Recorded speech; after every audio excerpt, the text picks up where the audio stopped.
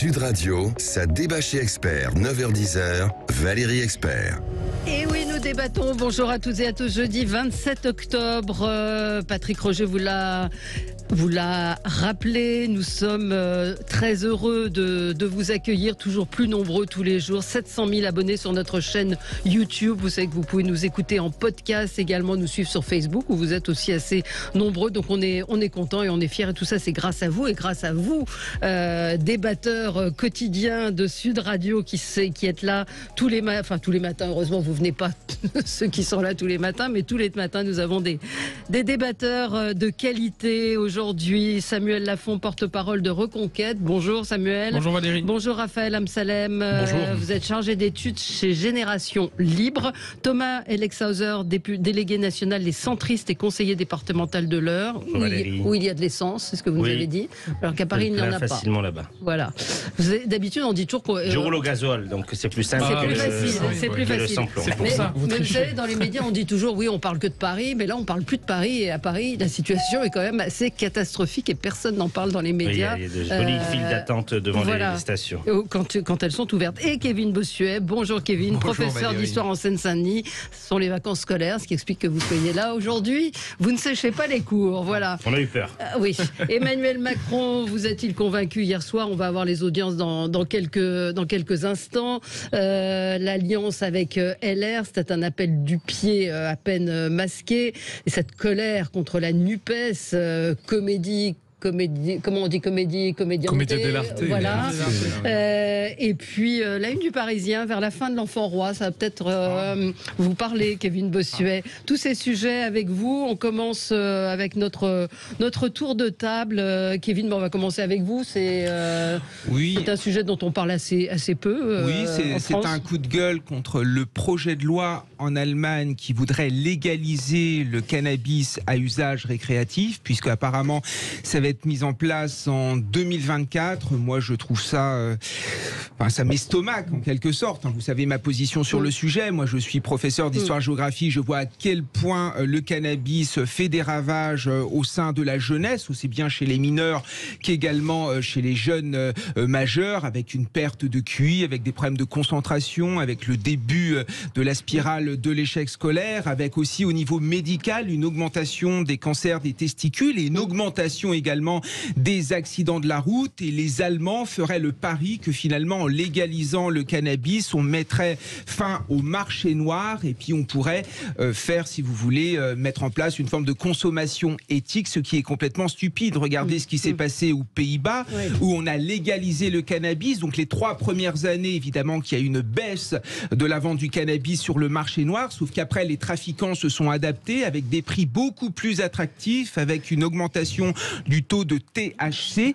Donc ce qui fait qu'aujourd'hui le marché noir aux Pays-Bas n'a évidemment pas reculé. C'est également le cas au Canada avec cette légalisation du cannabis où il y a encore 42% des Canadiens qui utilisent le marché noir et surtout il y en a beaucoup qui se sont également rués sur d'autres formes de drogue beaucoup plus graves. Donc je trouve que c'est un parti pris idéologique. On prétend régler le problème alors que derrière évidemment c'est l'idéologie permissive au détriment de l'intérêt de notre jeunesse et moi ça me scandalise. Vous voyez vous des ados, vous êtes prof en collège et lycée, très jeunes, sous l'entrée, vous les voyez en cours et qu'est-ce qu'on fait, qu'est-ce que vous faites? On ne peut pas faire grand chose. En fait il y a 2 problèmes véritablement aujourd'hui au sein de la jeunesse, c'est les jeux vidéo où les gamins vont jusqu'à 4h ou 5h du matin soit sur leur portable sur les jeux vidéo et aussi l'augmentation de l'utilisation du cannabis et là pour le coup ces gamins sont complètement ravagés. On fait appel à l'assistante sociale, on fait appel à l'infirmière mais ils sont complètement livrés à eux-mêmes et les dégâts on les voit concrètement malgré ce que nous racontent tous ces idéologues pro-cannabis. Sur l'apprentissage, juste un chiffre, samedi ce sera la journée mondiale de prévention de l'AVC. Il y a des jeunes qui font des AVC à 30 ans et ils sont tous positifs au cannabis. C'est ce qu'expliquait un médecin, c'est-à-dire que tous les jeunes aujourd'hui qui sont pris en charge pour des AVC ont d'une manière ou d'une autre consommé des drogues, et en particulier du cannabis. Peut-être un tour de table sur ce sujet. Ça tombe très bien parce que chez Génération Libre, nous avons publié un rapport en faveur de la légalisation du cannabis avec 2 experts, Kevin Brooks et Edouard Hess, qui part d'abord d'un constat. Le constat, c'est que la prohibition n'a pas fonctionné. Depuis les années 70, nous dépensons à peu près 1 milliard d'euros par an dans la répression. C'est du temps perdu pour les policiers, c'est une lutte sans fin, c'est de l'argent qui est dépensé sans qu'il y ait à la fois plus de sécurité, au contraire on renforce les marchés noirs, et puis deuxième point en termes de santé publique, c'est un échec, puisqu'on n'a pas de contrôle sur les produits, on n'a pas de régulation, on n'a pas de responsabilisation du consommateur. Alors justement, c'est là où c'est intéressant, et je suis tout à fait d'accord sur un point qui est essentiel, c'est qu'il ne suffit pas de légaliser pour qu'on arrive à une diminution du marché noir. Pour ça, il faut une condition qui est très claire. Il faut que l'État, quand il légalise, et c'est ce qu'on voit des expériences qui se font à l'étranger, quand l'État légalise le cannabis, il ne doit pas empêcher, 1, la formation d'entreprise, 2, mettre des normes trop strictes, 3, mettre des impôts trop élevés. Parce que sinon, vous restreignez la concurrence. Si vous restreignez la concurrence, vous avez des prix élevés. Si vous avez des prix élevés, le marché noir, comme vous l'avez dit, eh ben, il peut faire tout à fait concurrence et il continue de prospérer. Donc en ce sens-là, on est parti des expériences à l'étranger. Il y a une efficacité de la mesure, sous condition que celle que je viens d'exposer et qui, me semble-t-il, serait beaucoup plus efficace. D'ailleurs, par exemple, le Portugal, qui a été sur une politique de dépénalisation, on a vu une diminution de 80% des addictions, d'ailleurs pas que sur le cannabis, mais sur l'ensemble des drogues, qu'il y a une politique qui a changé de vision, qui n'était non plus dans une logique de on va combattre les gens, mais on va leur donner les moyens via des politiques sanitaires et des politiques publiques de se responsabiliser, de se prendre en charge. Et je crois que c'est vers ça que nous devons aller. Oui, sauf que les expériences qu'évoquait Kevin Bossuet n'ont pas été très concluantes. Très en faveur de cette légalisation. Pour moi, c'était une absurdité. C'est un fléau absolu et qui pose vraiment de vrais dommages sur la santé des enfants et des adolescents. Et je pense que la lutte, elle doit se porter sur le trafic en lui-même, l'alimentation du marché français, le trafic de drogue qui en plus crée des gangrènes à Marseille, mais aussi dans les villes moyennes de notre société, pour rendre le produit plus rare et moins accessible qu'il ne l'est aujourd'hui, où c'est devenu très commun. Mais ce qui est pour moi très important, c'est vraiment les dégâts qui sont causés presque sur le cerveau, je dirais, de nos jeunes et qui sont irréversibles. Parce que le politique ne peut pas réguler le produit. Précisément, le marché noir entraîne une opacité, empêche la concurrence d'avoir des effets bénéfiques, empêche le consommateur, en cas de conflit, d'aller devant la justice comme n'importe quel consommateur dans un commerce usuel pour, si besoin, porter plainte si jamais il y a mépris sur la marchandise. Donc tous les effets néfastes aujourd'hui qu'on constate en termes de trafic, d'insécurité, de santé publique, c'est l'échec de la prohibition et d'une politique qui est appliquée fermement depuis les années 70. Je pense que les arguments de Kevin Bossuet qu'il a exposés à l'instant sont très importants. On les entend trop peu parce qu'à chaque fois on nous fait des paris un peu hasardeux en nous expliquant qu'il n'y aurait pas de répression, qu'il y aurait une répression folle. En fait, il n'y a quasiment pas de répression en France. On le sait très bien. Il suffit d'écouter les policiers quand ils arrêtent, non seulement pour le trafic de drogue, pas que pour le trafic de drogue. On sait que les personnes ne sont pas condamnées ensuite. Donc en fait, il n'y a pas de répression. Il y a de l'argent dépensé, mais il y a très peu de répression. Et la réalité, c'est qu'effectivement, il y aura quand même un marché noir, quand bien même il y aurait de la légalisation, pour les arguments qui ont été exposés tout à l'heure, avec le niveau de THC et d'autres drogues. Et en fait, là, moi, ce que je regrette, c'est que ceux qui veulent aller vers une légalisation, dépénalisation, eh bien, font un pari sur la santé des enfants. Et on le sait très bien, quand on est dans des collèges ou des lycées, on veut pas légaliser pour des collèges ou des lycées où il y a des personnes qui consomment ce genre de substances, on voit très bien que ceux qui en consomment fréquemment décrochent très rapidement. Et en fait, ils mettent leur avenir en jeu, en plus de leur santé, avec les arguments qui ont déjà été exposés. Personne ne veut légaliser pour les mineurs. Sauf que l'alcool n'est pas légal non plus pour les mineurs. Mais ça, c'est le rôle de l'État régalien, j'ai envie de dire. Il faut que l'État assume ses fonctions en matière de protection. En tout cas, dans le magasin pour soi. Bien sûr, mais ça, j'ai envie de dire, on ne peut pas avoir une perfection de la société.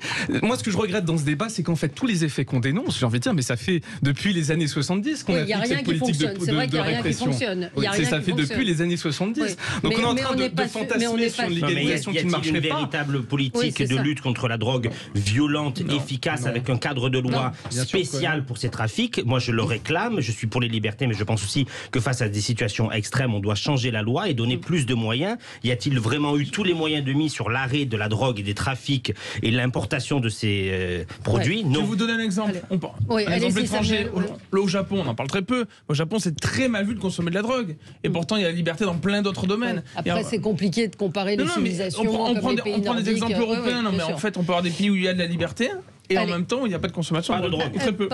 Allez, on marque une toute petite pause. On se retrouve dans un instant. On va revenir sur l'intervention du président de la République hier soir et puis d'autres sujets avec vous sur Sud Radio. À tout de suite. Sud Radio, ça débat chez Expert, 9h-10h, Valérie Expert. On est ensemble sur Sud Radio jusqu'à 10h. Nous commentons l'actualité. Nous reviendrons sur l'intervention du président de la République qui a fait un moins bon score que la semaine dernière. Assez étonnant parce que c'était... Non, peut-être pas, mais on va en reparler. 4,7 millions pour cette interview d'Emmanuel Macron versus 5 380 la dernière fois. On y reviendra dans un instant. On continue rapidement notre tour de table. Samuel Lafont, coup de gueule. Oui, j'ai un coup de gueule rapide, mais profond, contre la lâcheté et l'irresponsabilité de nos politiques. Je ne vais pas revenir sur le meurtre je vais pas revenir sur le meurtre de la petite Lola, mais le fait est que dans ce pays, malheureusement, on a des étrangers qui tuent des Français. Éric Zemmour a parlé du francocide et je pense qu'il a raison. Il a été attaqué sur des mauvais arguments. Parce que il a été accusé de racisme ou je ne sais quoi. La réalité, c'est que on ne peut même plus mettre en avant, dire et faire remarquer qu'il y a quelque chose de quand même scandaleux quand on a quelqu'un qui est sur notre sol, soit en situation légale ou illégale, qui tue un Français. Ça fait une différence notable parce que c'est quelqu'un qui est censé être invité chez nous ou qui s'est invité chez nous et qui fait le choix de tuer un Français. Et je pense qu'il faut le répéter suffisamment parce qu'en fait, on s'est habitué à ça, à cette normalité. Je veux dire, quand vous êtes à l'étranger, vous n'êtes pas... La France est peuplée de Français. Donc, par principe même, il va tuer un Français. Est-ce que la petite Lola a été tuée parce qu'elle était française? Non, mais c'est pas le sujet, justement. On parle de francocide. Non, justement, c'est pas non, ce n'est pas la même chose. Le fait de dire que ce serait le mobile du meurtre, ce n'est pas la même chose que de dire attendez, il y a des gens qui ne sont pas français sur notre sol. Quand vous êtes chez vous, vous êtes chez vous. Vous n'êtes pas chez le voisin. Mais vous avez quelqu'un qui vient chez vous et qui soit agresse, soit tue. Ça, c'est le premier élément. Parce qu'en fait, on a. Francocide, quand vous dites francocide, ça veut dire que vous tuez un Français. Oui, vous tuez un Français, c'est tout. Ça ne veut pas dire que c'est le mobile. Ça veut dire qu'en fait, il y a quelqu'un il y a un étranger. Oui, mais ça fait une différence importante. C'est-à-dire qu'il y a un Français qui est tué par un étranger sur notre sol. Deuxième point, on voit qu'on vous a beaucoup parlé des OQTF. Alors, c'est quand même scandaleux ce sujet des OQTF. Parce que pendant un moment, on nous a expliqué que finalement, on pourrait renvoyer les gens à la frontière, puis qu'en fait, le pourcentage des gens qui sont renvoyés à la frontière diminue systématiquement. Et maintenant, on nous explique qu'en fait, ce serait quasiment impossible de le faire et qu'on ne peut pas respecter les engagements qui ont été pris. Et d'ailleurs, Emmanuel Macron, hier soir, a reculé, parce qu'au début, il parlait de 100% d'OQTF exécutés, et maintenant il parle de 100% d'OQTF exécutés seulement pour les plus dangereux. Donc Macron a encore reculé sur ses positions. J'ai envie de dire, malheur aux Français là-dessus, parce que qu'est-ce qui va se passer dans les années à venir si on voit que la situation se dégrade encore en termes à la fois d'immigration et de sécurité. Le pouvoir d'achat des Français va baisser. On le sait. On a l'impression que le gouvernement s'en lave les mains. On parlait en off tout à l'heure. C'est comme francocide, c'est très exagéré. Il a été question d'essence pendant une semaine. Maintenant, les médias n'en parlent presque plus. La réalité, c'est que les Français qui utilisent leur voiture dans bien des régions de France ont du mal à remplir leur voiture. Et en fait, ça, on a l'impression qu'on va s'habituer à ça et que le gouvernement s'en lave les mains. Pareillement, hier, il est intervenu pour ça. Mais attendez, mais sur l'électricité, juste sur l'électricité, c'est pareil. Bouclier de 15%. Oui, mais on nous explique qu'en fait, il y aurait peut-être des blackouts. Au début, il y a quelques mois, on nous expliquait qu'il n'y aurait jamais de blackout. Et maintenant, on nous explique que cet hiver, on aurait peut-être des blackouts et des coupures d'électricité. Mais vers où on va ? Véritablement, vers où on va? Alors, je trouve que vous allez vraiment loin sur l'histoire du francocide. Ça a été. Je pense que c'est essentiel d'y revenir. Non, mais le problème d'Éric Zemmour et de ses équipes, c'est qu'ils font des constats qui sont justes, mais ils sont toujours excessifs, ce qui fait qu'on est obligé de se désolidariser. Et c'est quand même ça le drame de votre campagne électorale. Parler de francocide n'a évidemment aucun sens. Je ne pense pas que Lola ait été assassinée parce qu'elle était française. Ça n'a pas de sens. Qu'on mette en avant le racisme anti-blanc, c'est une réalité. Qui est parfois un sentiment anti-français, c'est une réalité. Mais de là à dire qu'il y a des étrangers qui tuent des gens parce qu'ils sont français, je pense que vous allez beaucoup trop loin en fait. Le terme francocide, c'est pas possible. Je vous ai indiqué la différence tout à l'heure. C'est le fait que les gens... On a bien compris, mais vous jouez sur les mots. Vous jouez sur les mots. Parce manque de subtilité. Dans la langue française francocide, ça veut dire qu'on tue un Français. On a parlé de francocide, absolument. C'est quand tu es un Français. J'ai pas compris le coup de gueule de mon ami Samuel. Mais c'est très simple, c'est qu'en fait, on a l'impression que le gouvernement se lève les mains, que la lâcheté, en fait, s'installe naturellement politique, et que le gouvernement nous dit, il va falloir faire avec. Ben non, je regrette, on va pas faire avec. On peut reprocher, vous pouvez pas caricaturer à ce point-là non plus, mais bon, c'était votre coup de gueule. Raphaël, vous, c'est un coup de gueule contre le 49-3. Oui, c'est un débat qui est compliqué, parce que beaucoup ont dit le 49-3 n'est pas un processus démocratique. Bon, de fait, il l'est, parce qu'il est dans notre Constitution, qui a été voté démocratiquement, et si les oppositions s'assomment et forment une majorité, ils peuvent renverser le gouvernement. Mais le problème du 49-3, c'est que, c'est un sujet sur lequel je reviens beaucoup, mais il dénote de la surpuissance du pouvoir exécutif dans notre architecture institutionnelle. Et je regrette qu'aujourd'hui, dans, disons, une organisation où le Parlement aujourd'hui a la force de pouvoir faire en sorte d'imposer ses thèmes, de ne pas être sous la mainmise du président de la République, et bien qu'on emploie encore des outils qui sont extrêmement exceptionnels, puisque nous sommes un des seuls pays d'Europe et d'Occident d'ailleurs à avoir ce genre de dispositif. Et donc je trouve extrêmement regrettable qu'au lieu d'essayer de construire des majorités de compromis, ce qui devrait être la règle dans une démocratie parlementaire où il n'y a pas de majorité absolue, eh bien on continue à imposer une logique verticale qui ne correspond pas visiblement à la volonté des Français, puisque ce n'est pas ce qu'ils ont voté. Il y a eu un autre 49.3 voté sur le budget de la sécurité sociale cette nuit. Bon, on l'a troisième 49.3. On va continuer parce qu'on n'aura pas le temps de tout traiter. Thomas, vous, c'est un coup de cœur? Coup de cœur, oui. Alors, c'était pas lié à l'annonce du président sur les médecins hier soir, mais j'avais envie de donner ce coup de cœur pour dire aux jeunes générations de médecins ou aux plus anciennes, plus âgées, de quitter la ville et de venir s'installer dans mon territoire. J'ai un territoire, l'un des pires de France, et j'ai envie de dire à toi, le jeune... Un des pires, pas des pires en termes de démographie médicale. Voilà. Et j'ai envie de dire, toi, le jeune étudiant en médecine, ou toi, le bientôt retraité, et maintenant tu paieras moins d'impôts et de cotisations sociales, j'ai envie de te dire, viens dans l'Eure. L'Eure est un département magnifique, il y a beaucoup d'espaces verts, beaucoup de sports de pleine nature. Dans mon canton, je construis 4 maisons de santé qui seront flambant neuves l'année prochaine. Je t'accueille les bras ouverts, je prends en charge une partie des frais d'entretien de ces maisons de santé. Pourquoi ils viennent pas?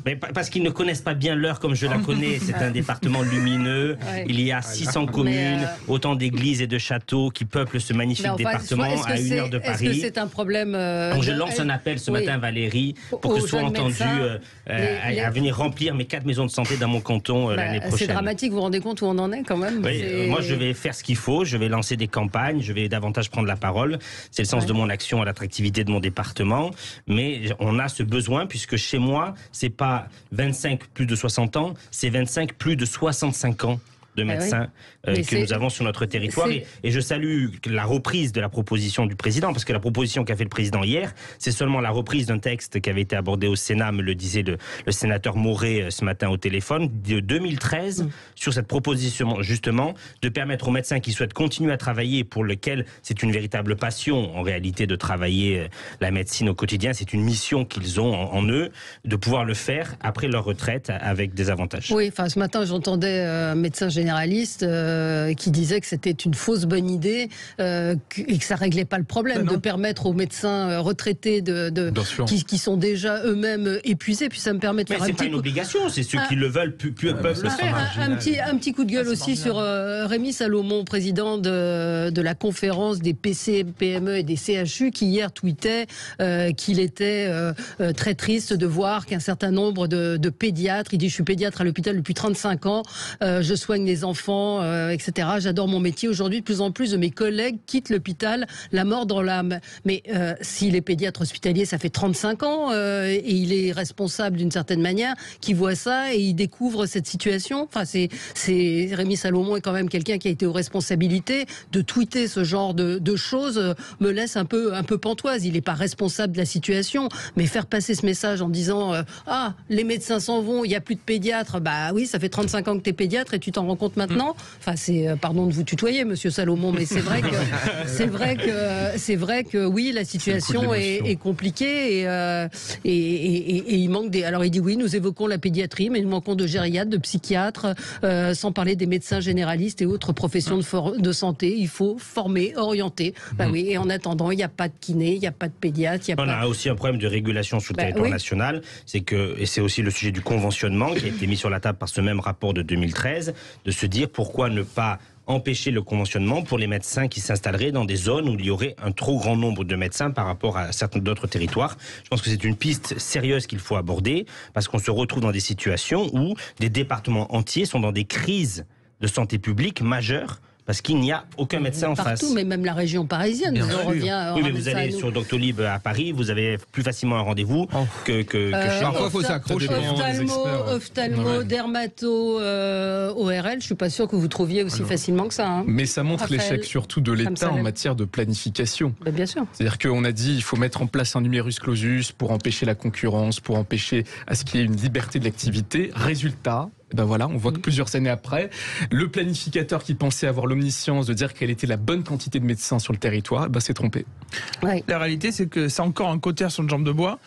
Effectivement, sur le numerus clausus, le gouvernement a été alerté depuis des années sur le fait qu'en fait, on allait manquer de médecins. La réalité, c'est que maintenant, le métier est moins attractif qu'auparavant. De longues études, beaucoup de paperasse, un niveau de revenu qui n'est pas aussi élevé que ce qui était espéré auparavant, même s'ils ne sont pas les plus mal lotis, évidemment, et de graves problèmes à la fin pour les Français, in fine, pour avoir un rendez-vous soit avec un généraliste, soit on le disait à l'instant, et on ne le dit pas assez, avec un spécialiste, et notamment hors Paris. Alors déjà à Paris, il y a des problèmes, mais dans l'ensemble de la France, on a des soucis pour voir un ORL ou notamment un ophtalmo. Et en fait, la situation, si on ne la règle pas maintenant, elle va continuer à se dégrader parce que le fait est que le métier n'attire plus suffisamment pour que des jeunes Français décident de se former. Ouais.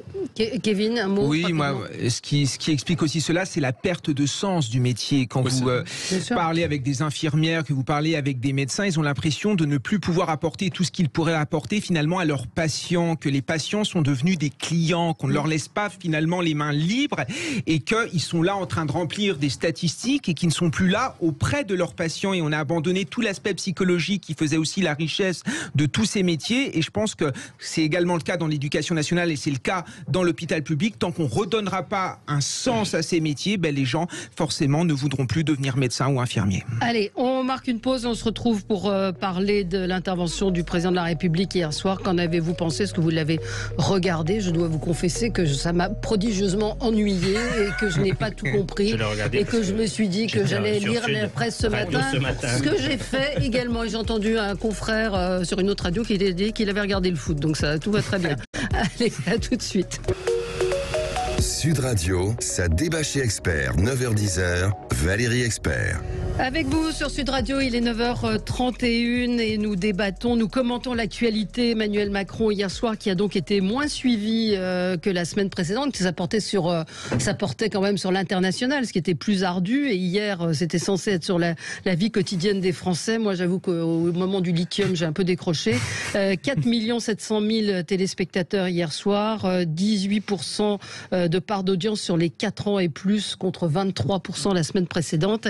Et il avait rassemblé 5 380 000 personnes, donc il n'y avait pas une appétence forcenée, même si c'est pas un mauvais score, mais ça reste quand même pas terrible.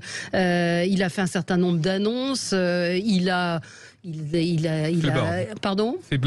Faiblarde un peu. Oui, vous l'avez regardé, Raphaël, ou J'ai pas ? regardé pour partie. Oui. Bon, ce qu'on peut voir, c'est un président qui est devenu un technicien. Oui. On nous présente les chiffres, on nous présente les statistiques sur la sécurité, sur l'énergie et les prix en euros, etc. Le problème, c'est que, à force d'être un technicien, il va devenir exactement ce que sont devenus les anciens présidents qui amènent à ce mécontentement aujourd'hui. Parce qu'il n'y a plus de récit. On ne parle plus de politique. On parle en tant que gestionnaire. Il n'y a plus de projet, il n'y a plus de principe, il n'y a plus rien qui permet de transcender un petit peu les passions, de transcender un petit peu les habitudes du quotidien, de donner un cap. Je pense que c'est ça qui donne les chiffres en termes d'audience, même si, comme vous l'avez dit, ça n'est pas mauvais. Heureusement, c'est le président de la République. Mais si on reste dans ce discours qui est très dans la gestion, très dans la technocratie, on ne va plus emporter les passions et on va donner surtout la parole aux extrêmes qui, pour le coup, eux, ont compris qu'il fallait aller sur un terrain beaucoup plus engagé beaucoup plus concret et qui met beaucoup plus d'entrain et d'énergie dans le discours à adresser aux Français. Oui, Thomas, moi, j'ai regardé l'émission, parce que nous l'abordions ce matin, pour être honnête. Il y a plusieurs choses qui me chagrinent et qui me choquent. Le format de 2 heures d'antenne à 2 semaines d'intervalle pour un président de la République sur le service public, sur un format d'émission qui certainement a été validé, négocié en amont par l'Élysée, où l'Élysée fournit ses propres statistiques et permet au chef de l'État d'afficher sur le service public des statistiques qu'il a lui-même fournies par ses équipes. Je trouve ça quand même extrêmement choquant et qui m'interroge énormément sur le format de cette émission. J'ai eu le sentiment beaucoup qu'il commentait l'actualité au lieu de véritablement donner un véritable cap, une véritable ambition. Ça m'a vraiment marqué. La contradiction était difficile avec Caroline Roux. Il voulait exposer ses arguments, aller au bout de son raisonnement. Elle avait beaucoup de mal à le contredire et à essayer de poser des questions. Et c'était en réalité des mini-monologue de texte qu'il avait préparé un petit peu en amont. Donc j'étais vraiment très surpris sur ce format. La deuxième chose qui m'a énormément impacté, c'est sur les dépenses publiques. Elle l'a questionné, elle lui a demandé comment est-ce qu'on finançait tous ces problèmes que nous rencontrons de hausse de l'énergie, etc. Il a été incapable de donner la moindre réforme, je ne parle pas des retraites, la moindre réforme de l'État, la moindre réforme de notre système administratif, de notre fonctionnement de l'État français pour justifier de baisse de la dépense publique et des nouvelles économies. La seule réponse qu'il a donnée, c'est de dire on va taxer à l'échelle européenne les super profits. Et comment est-ce qu'on peut continuer à avoir 200 milliards par an de déficit de l'État français sans se poser la question, vous êtes maire, vous êtes président de région, vous mettez votre commune à 20, 30, 40 millions d'euros de déficit, vous allez en tôle. Le préfet vous saisit et vous confisque votre bureau. C'est invraisemblable quand même. Oui. Vous savez Valérie, dans une série, quand le premier épisode est mauvais, souvent on ne regarde pas le second. C'est un peu ce qui s'est passé pour Emmanuel Macron hier soir, d'autant plus qu'on voit que la perte de confiance des Français en Emmanuel Macron continue. Je parlais tout à l'heure d'éléments assez concrets sur l'électricité, sur l'énergie, etc. Le problème, c'est que même quand vous avez fait confiance, pour ceux qui ont fait confiance à Emmanuel Macron lors de la dernière élection présidentielle, si vous lui faites confiance et que vous voyez que dans votre quotidien, concrètement, les promesses qui ont été faites ne sont pas tenues et que votre situation empire, vous n'avez pas envie de l'écouter. Et je suis assez d'accord avec ceux qui viennent d'être dit, c'est qu'en fait, on a l'impression d'avoir un président commentateur. Simplement commentateur de ce qui se passe, il n'y a pas de perspective, on fait avec, effectivement sur les dépenses publiques, qu'est-ce qu'on fait, on ne sait pas, on va peut-être agir au niveau européen, on ne peut rien faire au niveau français, on a l'impression que, en fait, il se laisse aller vis-à-vis des événements, qu'il ne peut rien faire, mais c'est pas ça qu'on attend d'un président. Le président, il a, surtout en France, qui a beaucoup de pouvoir, il peut trancher. Et sur le format de l'émission, ça a été beaucoup commenté par les oppositions, mais aussi par les Français qui ont regardé l'émission. Franchement, c'est quasiment une émission de propagande. Je suis désolé de le dire comme ça. Mais la réalité, c'est qu'il était. Il y avait assez peu de défendre Caroline Roux qui a essayé quand même. Mais ce n'est pas la faute de Caroline Roux, entendons-nous bien. Mais le fait est que ça a été sans doute négocié et que les statistiques qui étaient mises à l'écran étaient des statistiques qui étaient largement favorables au discours préparé par Emmanuel Macron. Il a dit, je suis venu avec mes chiffres et puis hop, ça apparaît derrière. Comme par hasard. Kevin, moi, je vous trouve quand même assez sévère. Moi, j'ai regardé le président de la République, j'ai trouvé qu'il y avait un cap, j'ai trouvé qu'il mettait en avant certaines valeurs, la méritocratie, la valeur travail, qu'il a mis en avant le fait qu'on devait entrer dans une forme de transition écologique. Donc moi, j'ai appris quelque chose sur ce qu'il voulait faire. Alors après, le problème, c'est qu'il prétend incarner le nouveau monde alors qu'il est complètement dans un vieux monde avec des solutions qui existent déjà. Quand il parle de la défiscalisation des heures supplémentaires ou encore des primes défiscalisées, mais le problème, c'est que ça existe déjà. Et toujours des formes de contradiction. D'un côté, il nous dit qu'il faut aider, subventionner le pouvoir d'achat des Français, et de l'autre qu'il faut réduire la dépense publique. Et on ne sait pas comment il va faire. Absolument. De même, sur l'immigration, il a dit qu'il existait un lien à Paris entre insécurité et immigration, et 2 minutes après, il nous raconte qu'il n'y a pas de lien existentiel entre insécurité et immigration. La vérité, c'est qu'il est toujours dans le en même temps. Alors, j'ai appris des choses, mais ce n'est pas suffisant. C'est vrai qu'on attend autre chose d'un président de la République. On est dans le commentaire, dans le constat. Sur les heures supplémentaires, il y a eu quand même un moment que je tiens à retenir. C'est qu'on a eu droit à une espèce de gentil clin d'œil au président Sarkozy en recitant cette mesure engagée sur 2007-2012. La mesure engagée sur 2007-2012 par Sarkozy, qui a de la mémoire autour de cette table. En 2012, le président Hollande avait comme secrétaire général adjoint Emmanuel Macron fait rayer cette mesure aussitôt le pouvoir atteint par le gouvernement socialiste et leurs alliés, pour que maintenant on dise que c'était finalement fantastique. Il y a quand même là en même temps qui commence à être vraiment extrêmement fatigant. Et si jamais il veut dire à la droite, venez bosser avec nous, mais qu'il propose des textes de loi, qu'il propose des engagements forts, qu'il travaille avec Gérard Larcher sur des potentiels compromis sur des textes majeurs de la réforme de notre pays. Il n'y a rien. Il n'y a rien de proposé. Mais clairement, il a tendu la main au LR hier. Hein. Il y a eu. Oui, mais sur quoi ? C'est une main tendue qui est une main tendue de mascarade, comme ce qui s'est passé en juin-juillet quand il s'est agi de former le gouvernement ou de préparer la rentrée parlementaire. Est-ce qu'il y a eu à un moment des propositions de fond, un dialogue avec, admettons, Gérard Larcher, pour voir s'il y avait potentiellement sur quelques textes des consensus possibles ? Comment la réforme des retraites va passer en 49.3 ? Oui. Raphaël, Kevin. Non, mais moi je vous trouve quand même assez sévère. Hier, on a eu un président de la République de droite. Il est revenu à son désir originel, puisque je rappelle qu'il voulait nommer Catherine Vautrin comme Premier ministre, et c'est son entourage, en effet, qui l'en a empêché. Et là, clairement, il a fait un virage à droite avec cette volonté, finalement, de gouverner avec les LR, de leur tendre la main pour trouver une forme de coalition gouvernement. On ne peut pas d'un côté dire qu'Emmanuel Macron ne veut pas réformer notre pays et critiquer quand il essaye de faire une alliance au gouvernement. Et sur le 49.3, je comprends qu'on puisse interpréter ça comme un déni démocratique, mais à un moment donné, il faut bien que le pays avance, il faut bien que les réformes se fassent. Et moi, ça ne me gêne pas, en effet, que sur certains textes, on utilise le 49.3, surtout quand il y a une opposition qui est de plus en plus irresponsable, qui fait de l'obstruction au lieu de faire quelque chose de constructif. Et ça, c'est quand même dommage pour la démocratie française. Oui. Honnêtement, Macron a fait du Macron, il a fait du en même temps. La réalité, c'est qu'on ne peut pas dire qu'il était de droite hier. Il est extrêmement mal à l'aise sur quelque chose qui est public. Maintenant, tout le monde sait qu'il y a un lien entre l'immigration et l'insécurité. Il le reconnaît à peine et puis après, il explique qu'il n'y a pas de lien. Enfin, c'est ridicule. Et en plus, franchement, on parlait de fiscalité tout à l'heure. Emmanuel Macron veut dire qu'il fait des cadeaux rapidement sur une logique plutôt socialiste pour que les Français ne subissent pas trop les conséquences de sa propre politique, et en même temps on ne voit pas de coupe sur les dépenses publiques qui permettraient, les grands gaspillages, il y a des gaspillages énormes en France, qui permettraient de baisser les impôts pour les Français et pour les entreprises. Il n'y a pas de baisse de la fiscalité en fait. C'est le problème qu'on a depuis des générations de politiques. Cet État obèse qui dépense beaucoup, qui finance beaucoup d'électoralisme par de la dépense publique, par du déficit, sans qu'il y ait en parallèle les réformes qui sont nécessaires. Et ce qui est triste là-dedans, c'est que le résultat, c'est que personne n'est satisfait de l'État tel qu'il est aujourd'hui, alors que nous avons la dépense publique l'une des plus élevées au monde, la dépense sociale la plus élevée de l'OCDE, c'est-à-dire que nous avons multiplié les moyens d'aider les classes populaires, les classes moyennes, d'essayer de renforcer les services publics.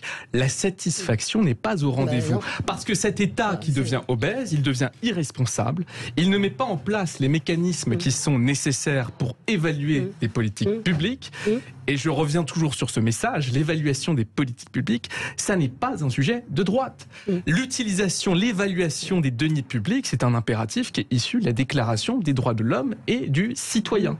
Donc il serait bon que, sachant que nous allons très probablement vers une récession, que nous ayons des annonces sérieuses sur les économies qui sont inévitables, ou alors les hausses d'impôts, parce que forcément, il y a quelqu'un qui va payer à la fin. La question, c'est de savoir qui et comment. Hier, il a évoqué les super profits, sinon ça ne suffira pas. Vu la hauteur du déficit, avec les dépenses de la crise Covid qui étaient au demeurant nécessaires, avec le paquet sur le pouvoir d'achat qu'on peut aussi estimer nécessaire, mais si vous voulez, à la fin des fins, quand on a autant de milliards qui sont dépensés, qui est-ce qui va payer la facture ? Non, mais les Allemands se font un package énergétique, je crois, à 200 milliards.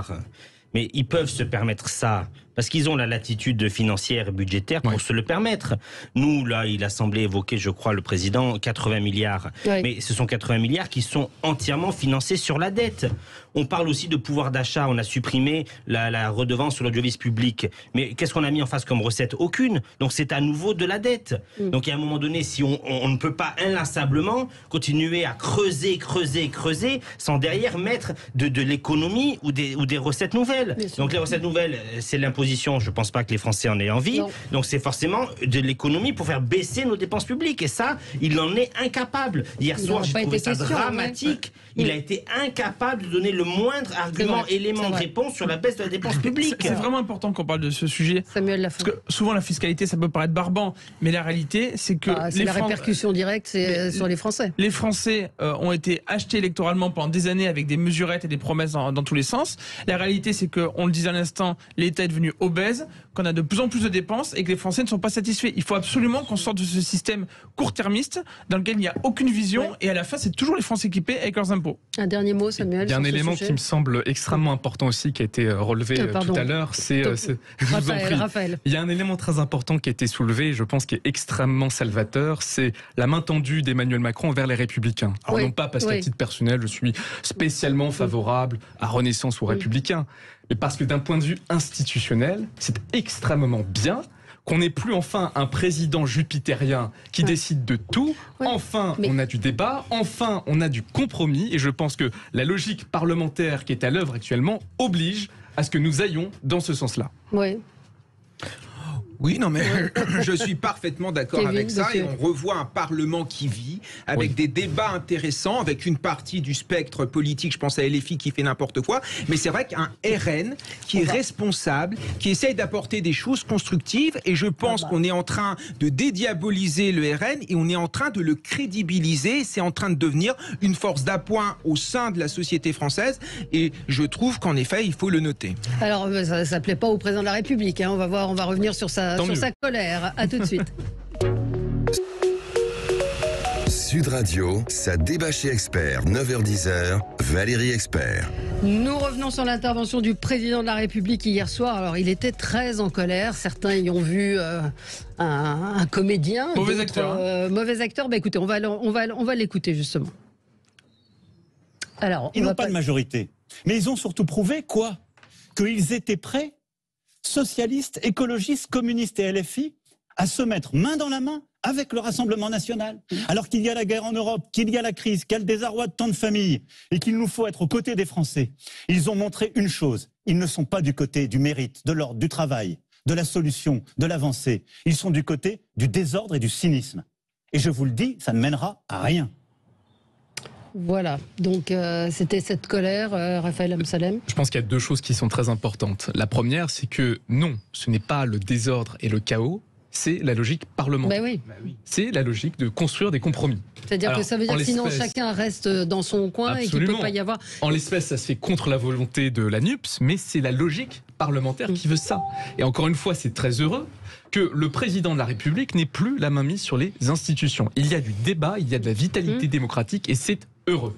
Ce qui est dommageable en revanche dans l'architecture parlementaire actuelle, c'est que les extrêmes en fait ne sont pas du tout en fait eux-mêmes dans une logique parlementaire. Ils attendent en fait le prochain coup pour revenir à une logique présidentielle. Ils attendent chacun derrière leur cheval et puis ils espèrent qu'il va gagner. Et c'est en ce sens-là qu'on peut avoir des blocages. C'est qu'en fait quasiment personne dans la classe politique n'a intégré qu'aujourd'hui la seule façon de diriger une politique quelconque, c'était de construire des compromis. Mais à quel moment on pense aux Français dans ces cas-là ? Enfin, on est dans des logiques politiciennes. Normalement, on devrait voter une motion de censure parce quand on est parlementaire convaincu ou non d'un projet de loi. Et là, on voit que ça passe très très loin derrière, que c'est des petits... Je ne sais pas ce que vous avez pensé, Kevin Bossuet. Non, mais de toute façon, on a vu la déconnexion évidemment d'Emmanuel Macron avec des mesures qui étaient complètement technocratiques. Et on l'a vu également sur le problème de l'essence. Je veux dire, le temps qu'ils ont mis à réagir, à comprendre en effet que dans le pays,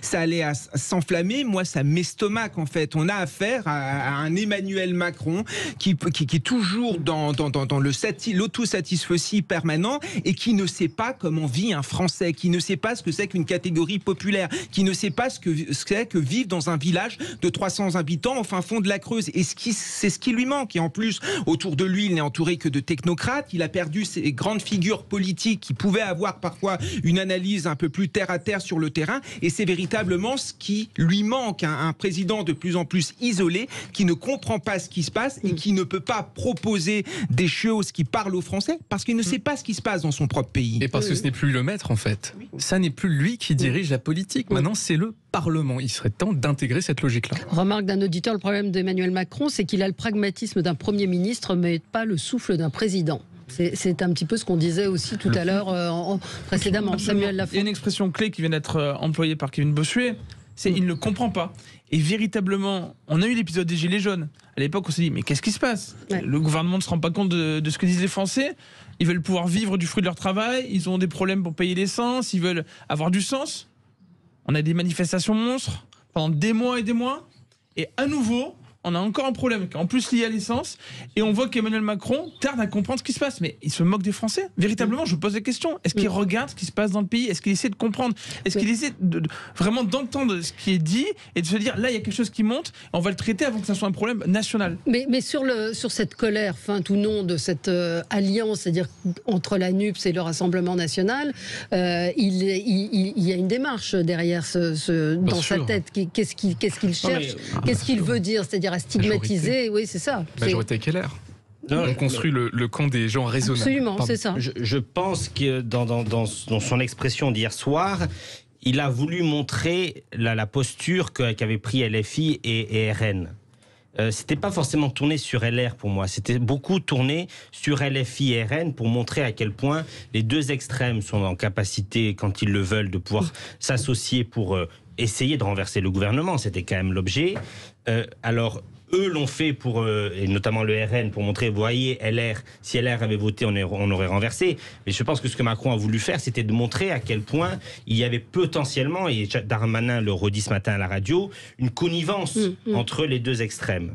Donc ça, c'est pour moi le message du président. Je voudrais juste revenir sur le régime parlementaire. Je pense vraiment, je l'ai déjà exprimé sous cette antenne, que les Français ont voulu la majorité relative. Oui. Et que les Français, dans leur vote, notamment du second tour, ont voté tout et n'importe quoi qui n'était pas en marche pour assurer justement cette non-majorité absolue au chef de l'État et pour justement forcer les politiques, les élus de la nation à travailler ensemble, à faire des compromis et à essayer de prendre de meilleures dispositions tous ensemble. Mais je regrette quand même que là, nous avons 3,49,3.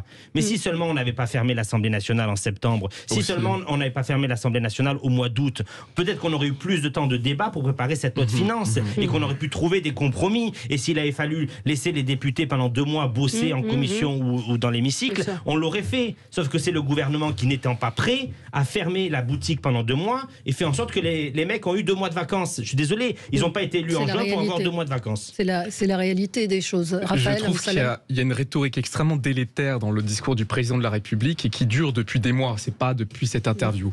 C'est cette idée qu'il y aurait d'un côté le camp des gens raisonnables, le grand centre. Il y a les gens raisonnables qui savent comment gouverner, qui savent quelles sont les bonnes décisions. Et puis il y a les extrêmes, le mal absolu, le délire, enfin des choses qui seraient extrêmement nuisibles pour le pays. Ce qui, dans le fond, je ne suis pas en total désaccord, mais en termes de discours politique, c'est pas suffisant. Qu'est-ce que ça raconte ? C'est pas suffisant. Ça dépolitise, c'est-à-dire en gros, il n'y a pas de politique, il n'y a pas de débat, il y a nous, c'est nous ou rien. Et puis en plus, ça crée une logique de confrontation qui attise justement les extrêmes, qui est de dire en gros, c'est moi ou le déluge. Et je pense que cette logique-là, c'est soit ça marche parce que le président est populaire, sauf que ça n'est pas le cas, soit on a au contraire une détestation qui commence à se former, une polarisation qui se poursuit, et on l'a vu notamment avec les élections législatives où les grands gagnants au fond c'est LFI et le RN. Et surtout le RN. Sur la colère feinte d'Emmanuel Macron, effectivement il y a eu une main tendue au LR où il essaie de récupérer les LR, mais il joue un jeu très dangereux parce que effectivement il essaie d'expliquer qu'il y aurait un camp de la raison, le sien, et que les autres seraient fous, que leurs arguments n'auraient aucune valeur, et la réalité c'est que ça ne peut pas tenir ça. Non. Ça ne peut pas tenir parce qu'en fait il est en train d'expliquer aux Français qui n'ont pas voté pour lui majoritairement aux législatives, j'entends, enfin qui ont des élus de tous bords avec différentes sensibilités, qu'en fait ils se trompent et que soit on est avec Emmanuel Macron, soit on est fou, soit on est débile et qu'on ferait mieux de se taire et d'écouter le patron et de le laisser faire. La réalité c'est que les Français n'ont pas envie de ça. Et je pense qu'ils se trompent parce qu'ils devaient faire ce pari en 2017, mais maintenant les Français le connaissent et ils ne vont pas le croire.